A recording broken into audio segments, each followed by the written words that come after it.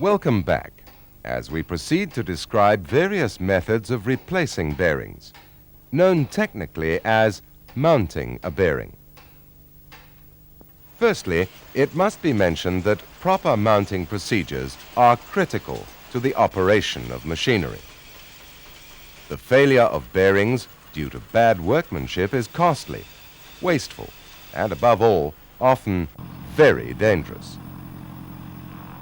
There are several generally accepted methods for successfully mounting bearings, and you will learn those methods most applicable to general workshops.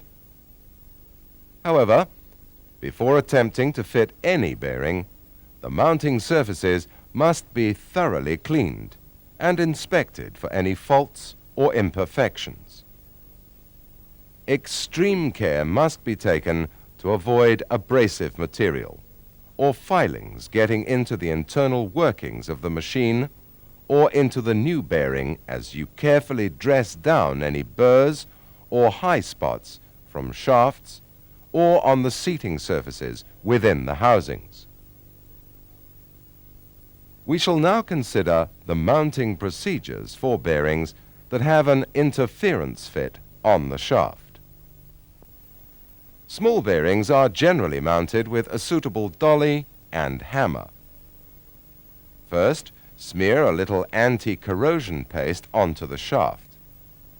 This will prevent fretting corrosion during operation. Select and unwrap the new bearing. Choose a clean dolly that will contact only the inner ring of the bearing. Engage the bearing onto the shaft as squarely as possible. Often, a beveled shaft end will assist with initial placement. Carefully align the dolly onto the inner ring and apply gentle blows with the hammer until the bearing has entered onto its seating. Watch the initial progress of the bearing to ensure that it does not twist or skew. If the bearing does not go on dead straight, you will cause damage to both bearing and shaft. Continue with firm enough blows to keep the bearing moving until it contacts the inner shoulder. Check that the bearing is fully seated by using a thin blade of your feeler gauge.